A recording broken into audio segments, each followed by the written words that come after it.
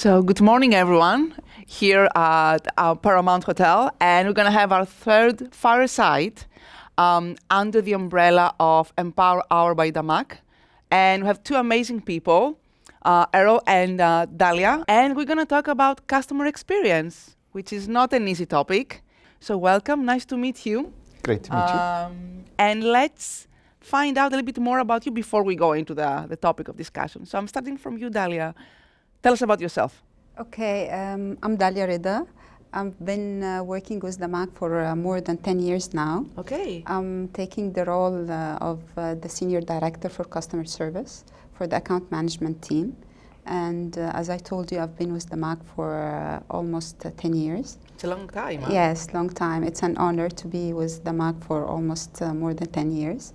And I'm in love with my position and my role. I'm responsible for the customer area for our elite and top brokers clients as well. So you're going to always say, call Dalia, and then we're going to go for that, right? Okay, I'm going to write it down. I'm always available on the 22nd floor. You just come, you're going to find me available. If the elevator works. It works. You have to come very early. Okay, I will do it.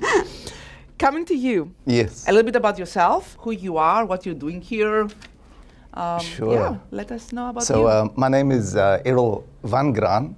Since I've come to Dubai, I've had a little bit of an identity change. I've become Errol Graan, but that's okay. I'm quite okay with that, to be honest. From South Africa. 3 months at DAMAC, but also 3 months in Dubai as well. So new to the region, new to the organization, new to the industry. So it's been a phenomenal experience for the last 3 months, to be honest. I've got 6 kids. 5 of them live in Australia and 1 in South Africa with my wife. Well done. And then we have a cat as well. So, okay, yeah. okay. I will go back to you because I want to know something from each of you that nobody knows here. It's not public knowledge. You feel comfortable to share, but it's something that defines you as a person. I guess most of the people around me and my colleagues, they don't know that I'm coming from an Iranian family. I'm not pure Egyptian. Okay. I'm half Iranian. I'm coming from an Iranian father and Egyptian mother. But surprisingly, I don't know how to speak Farsi. You don't know? No, I don't. Huh? I do only speak Arabic and English. Okay, so we know that. Everybody knows that. Thank you for sharing. Errol, something about you that we don't know. I mean, we don't know anything. Don't know anything. Sorry. So I think, in terms of what I've shared, I think that's probably new to a lot of people. I love sport. I love cycling. I've taken part in many, many cycle races. You're not these crazy guys that they wake up 3 o'clock in the morning to go cycling and they do like 100 kilometers? We have a cycle race in South Africa called the Double Century. It's over 200 kilometers, and I've done that. So yeah, I enjoy doing long endurance sort of rides. Amazing. Okay, so we know more stuff about you, and we can find out probably some more during the conversation. Sure. Going back to the topic, which is customer experience, which is not an easy one, but I want to hear from you and from both of you, what is customer experience to you? And I will start from Dalia because she's been here for a longer time, and then come to you, Errol, if you don't mind. Customer experience, it's the sum of all the interaction that you provide to the customer during his journey with your organization. So it's not one day interaction, it's not one day service. It's sum of all the interaction that you provide to the customer during the journey with the organization. For example, with DAMAC, it starts from sales time, during the journey up till handing over the unit to the customer, the apartment or the villa to the customer, and even after handing over the unit. So from here you build the impression, the customer build the impression about the brand. So you're holding a responsibility how to build the impression from the customer about your brand. So it's not an easy position at all. It's not an easy at all, and you're always in demand and always at the wrong side. Whatever happens and it's not happening well, it's not working. Tell me about it. Customer experience. I don't know how you survive into this role for such a long time. Errol, what it means for you, and especially coming from a different industry and from a different region, I can say. I think the challenge is that customers' expectations changes all the time. And therefore, it's a moving goalpost. You never achieve it because customers' expectations is always shifting.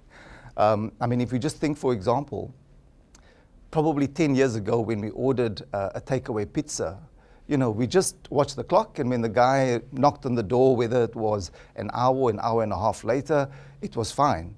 Now we're watching an app to see when is the guy coming. Why is the pizza taking long in terms of production?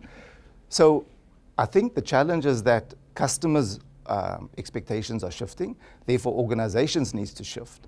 And I think to Dalia's point, customer experience is about all of the touch points. It's the entire experience across with a particular organization, with a brand. And therefore, everybody has to own that customer experience in any organization. And it is a priority for a lot of companies at this point in time. How do you see the friction points when it comes to the real estate and the business you're running? And how do you address that between brand and a customer?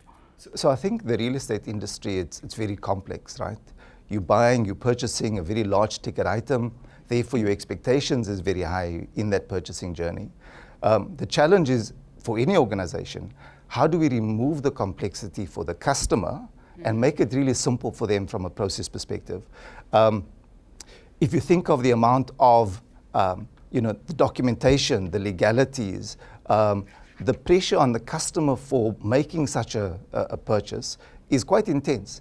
So therefore, the friction points becomes quite complex in terms of that journey. One, it becomes multiple because it's quite a long process in terms of the purchase cycle. It's not something that you purchase today, you walk out with it and you're happy.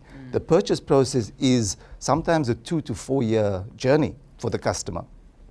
So therefore, as an organization, how do we preempt and anticipate those friction points and try and remove it for the customer up front? Because we can see where some of those challenges would emerge, and therefore, how do we make it simple for the customer? I think that's the challenge we have as a business, and I think that's the journey that we're on from a DAMAC perspective. What's your top 2 challenges in this journey, in this collaboration relationship with these kind of customers? Transparency and communication. You have to keep your customer aware. You have to understand your customer quite well. After you understand your customer, you're going to be able to build the engagement program with the customer. Okay. But you need to have very high knowledge about your product and your customer as well. Question to both of you. Is the purchase of real estate emotional or a logical decision? Would you like to go first? And I can tell you my point of view. I guess it's a mix between both. But I mean, if I talk from my experience, for my wife it's emotional. For me, it's logical. So sometimes it's a little bit of that tension. But look, it's a big investment for a lot of people. If you talk about bulk investors and you talk about home buyers, it's very different. For a bulk investor, it's a financial decision. They look at the numbers, they make it, for somebody who's going to live there with their family, who's spending their life savings, it's a very emotional purchase. And I think it's important that we understand and differentiate that so that we can manage the expectations and the treatment through that journey for the customers in different ways. How do you use technology to make the DAMAC brand stronger and make it visible that you're ahead of the curve? So for me personally, technology must always be an enabler. And for a customer, it's about enabling trust, which is key. So therefore, if I'm using your app, if I'm using your digital technologies that's available, how do I get confidence that firstly it works and it does what it needs to do, and therefore I'm getting the results that I'm looking for through that means? Therefore, I build trust in the brand, I build confidence in the brand. So therefore, technology must always be an enabler in terms of the entire customer journey to be able to build that trust and confidence, because that is fundamental from a customer experience perspective. So I think we're doing a lot of investment in that space at the moment. There's a lot of work that's happening in the back end to make sure that the experience and the confidence is growing of the customers through this particular channel. Because if the channel doesn't work and it causes frustration, customers lose confidence. They lose confidence in the technology, the capability, and then ultimately that starts to filter into a lack of confidence for the brand. So therefore, it's critical that we continue to maintain that and continue to invest in that capability going forward. Okay. How do you see the markets here? I mean, the regional market in Dubai, and how do you see your expansion, across the world, Miami, London? You're very posh, guys. You go everywhere. Very nice. Yes. You become very international, which is very interesting because I want to ask you how you see the customer expectations change, if they don't change, when it comes to working in markets which are not the one here? And I will start with you, Dalia. I guess we're growing internationally. DAMAC is going doing very well internationally because we handed over our project in London. Yeah. We handed over project in Saudi Arabia. We're having our project in Lebanon, Qatar. So this is going very well by DAMAC. We're not only focusing on locally, which is Dubai, but we're going internationally as well. And we have built within the CRM department as well an international customer service team to focus on our international customer, non-UAE resident, and we're having our offices in Saudi Arabia. It's always with a CRM dedicated team to make sure to focus and serve the customer who's not UAE resident. So we're not focusing only on the UAE resident as well, but we're going internationally as well. Okay. Similarities, differences between the different customers in the different part of the world? Yeah, I think what we're trying to do is also build consistency from a brand and a brand experience perspective. So one of the things that we're focusing on now, and we've had a few meetings this past week on it, is how do we start to expand the DL app capability into these markets to provide a consistent experience. So again, it comes back to enabling, leveraging technology to provide that consistent experience. Whatever we're doing locally, we're looking in terms of how we can expand that into the international markets. So for example, one of the things we are relaunching is a program called DAMAC Cares. And that we're looking in terms of how can that extend back into the international markets. So what is this program?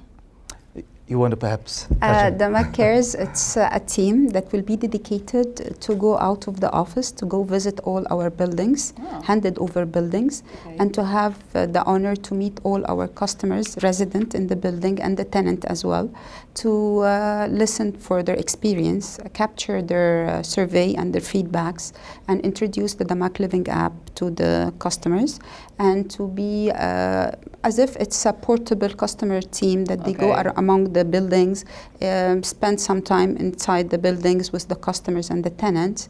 And we're planning to have this DAMAC Cares not only within Dubai, but internationally as well. Okay. KPIs, because you must have KPIs, right? You deal with money, you bring revenue, we talk about people, it's a long-standing industry and business. What are your KPIs? What are your top 3 KPIs except from making money? So within operations, we have lots of KPIs. Yeah. But I think the one that is probably the most important for us is really looking at what we call Net Promoter Score. Yeah. Looks at brand loyalty. Yeah.